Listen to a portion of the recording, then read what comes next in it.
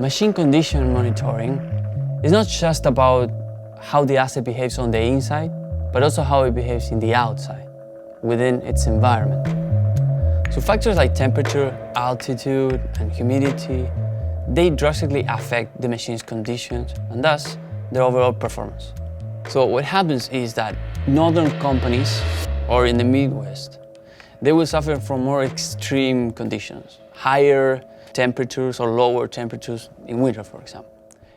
Whereas the coastal and southern states, they will suffer from more strong variations in humidity. Our temperature monitoring limits were built for this, so that they can adapt to the changes in seasons. TRACTIAN AI uses environmental historical data and geolocation to forecast the upcoming season.